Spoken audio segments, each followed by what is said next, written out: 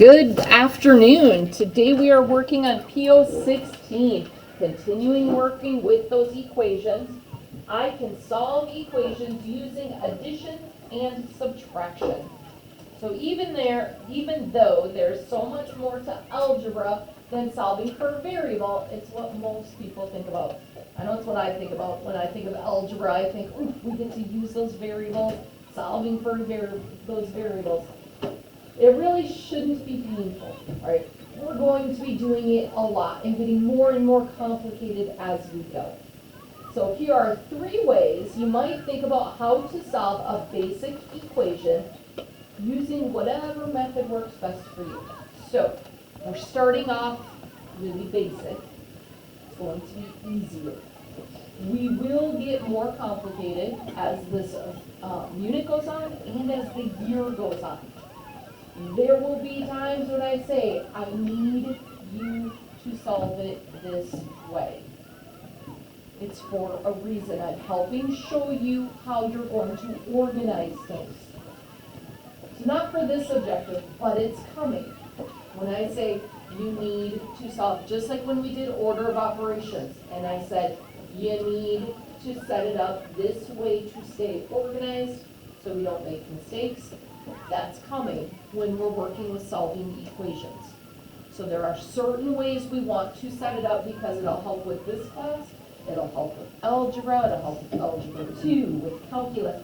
You need to know how to be organized. Luckily, we're starting off with the easier one that we don't have to deal with. So we have n plus 6 equals 18. There are different ways we can look at that and know the answer. The first one's logic. What is the expression as a question? So if I look at n plus 6 equals 18, I would say what number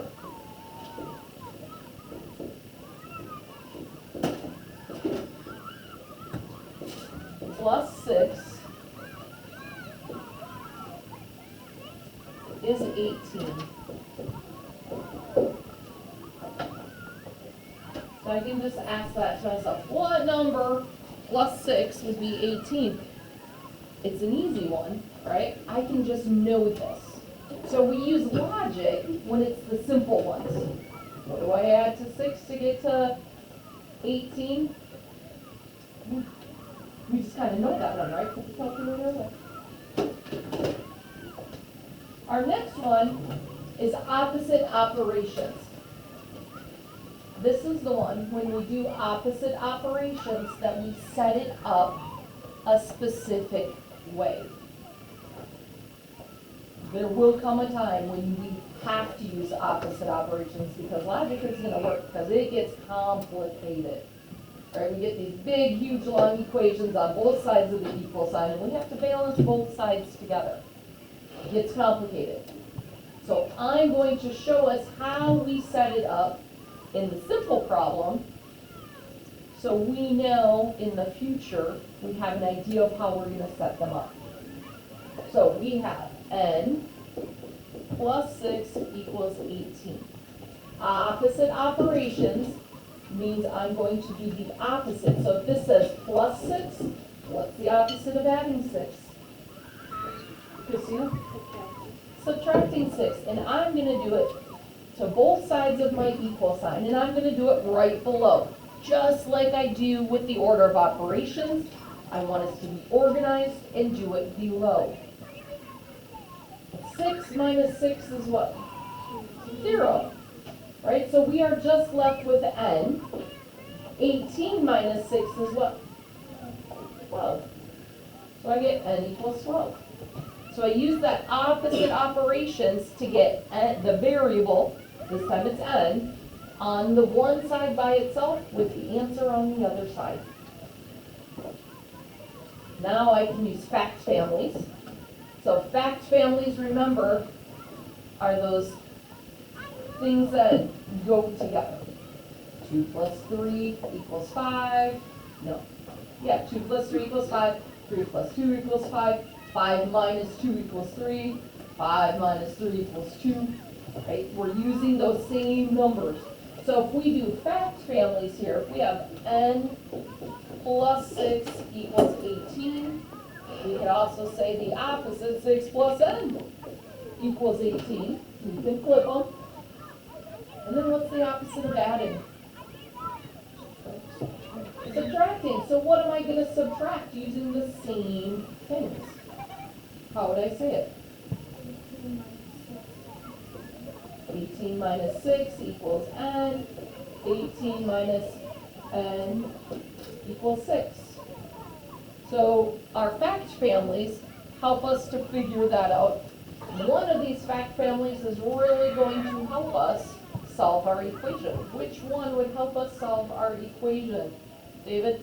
It will be the 18 minus 6. 18 minus 6 equals n.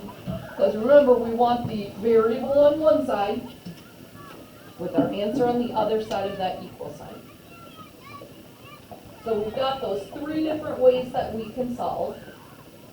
Sometimes we'll be able to use that logic right away.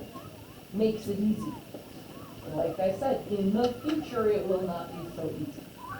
But yay, we have an easy objective today. So as with any equation, once you find a value for the variable, you're going to plug it into the original equation to make sure it works. So we're going to be practicing that today. This is how we check our work, especially when it comes time to a test. Do I grade you on whether or not you checked your work? No. But are you going to be more likely to get the correct answer if you check your work? Yeah. So I always have friends that go, oh yeah, I know how to do this, I'm doing it right, and we go fast. And what happens when we go fast with math, Hadley? We make those simple math mistakes. If we go back and check our work, we'll catch ourselves and say, wait a minute, why did I say that 20 divided by 5 is 5? Oh, silly me, it's 4, right? When we go back and check that work, we catch that. If we check our work super fast and go, yeah, we're not really checking our work. We're not thinking about it. So checking your work means you go back, you put the answer back into the equation and see if it is a true equation, or if you made those simple math mistakes. So let's see what we're doing today.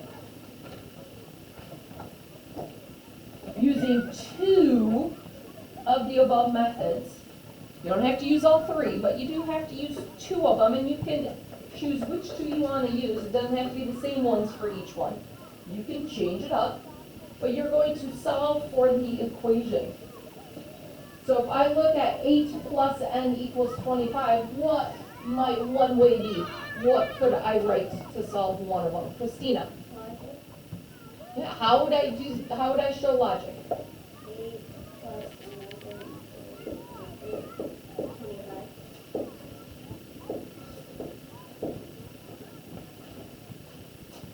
I would say 8 plus what number? Because it should be a question. 8 plus what number is 25?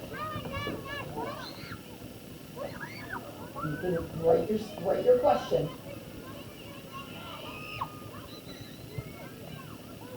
What would the answer be? 8 plus what number is 25? Who can logic it up? Graham? 17. Now I need to use the second way.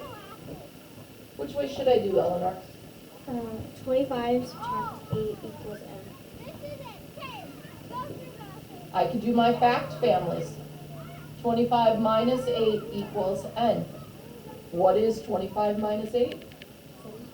17 equals n. I should get the same answer, no matter what way I use. If I wanted to do opposite operations, I would do 8 plus n equals 25. What operation am I doing with the 8? There's not an operation in front of it. So what do? What's the opposite of 8? What is the opposite number of 8, Abby? Negative 8. Positive 8, negative 8 looks an awful lot like plus 8 minus 8. They mean the same thing. right? When we're looking at it this way, we have 8, the opposite is -8, that's 8 minus 8, that's 0. So we're left with just that plus n, which is a positive n. Then we subtract 8 from this side, 25 minus 8 is 17. You only have to do 2. I did all 3. You're going to do 2 of them for the next 2. Okay, so you have to do 2 ways for the next 2. Pick which ways you want to do. Writing a question using that logic, fact family, opposite operations. You have to write it out. Okay, so here you have to write out that fact family. Here you had to write out the opposite operation. Show what you're doing. On our second page, says time to pick a favorite. Using only one method from above, you can switch up the methods as you go along. Doesn't matter which one you use. Some we look at it and we know that logic question right away. Some we might go, ooh, I want to do the fact family. Doesn't matter which one you use, opposite operations. You're going to solve for each equation using only one, but you must show your work. I do not want to see just an answer. Show which way you're doing it. There will not be just any answer. Now it says, show that you've checked your answer. Ooh, let's see what that means. Which way should I solve n plus 7 equals 20? Claire? 1 minus 7 equals 9. So 20 minus 7 is 13. I used my fact family to find it. Now I'm going to take my answer and I'm going to put it into my problem, just like we were doing on our last objective, seeing is it a true equation. I put that 13 for n in for the n. 13 plus 7 is 20.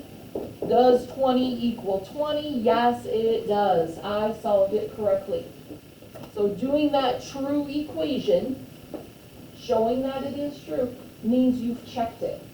So you are not just doing the answer, you are also checking your work, putting your answer back into the problem and solving for it. Do not just assume. Okay, don't just say, oh, I got 13. 13 plus 7 is 20. Stop and actually think, is it really? When we go fast is when we miss our mistakes. Eleanor. So I see how you're writing 13 equals n. Can you also write n equals 13? So the reason I did 13 equals n, because I kept it in order, it means the same thing. Okay, I just like to keep it in order. Michael. And for the fact families, we need to write all 4 things in it. That's a great question. I'm not going to make you write all 4 of the fact families. This one, we just wrote the one fact family that helped us. I'm okay with that. Any other questions? All right, at the bottom, we do have 2 word problems. Word problems are the same thing as our regular problems. There's just a lot of words in there. Figure out which of the operations those word problems are having you do. Figure out what that equation is. Your question mark, put a variable in for it. Whatever it's asking you for, instead of having it be a question, put it as an n. Okay? That's what you're solving for. So if we look at that first word problem, the number of baseball cards in a limited edition collection is 100. You already have 36. How many more cards do you need to complete the set? I do not want just an answer. I want you to write out what the equation is and solve it. Then go back and check it. Okay, so what would be an equation that I would write for this? Eleanor? N plus 36 equals 100.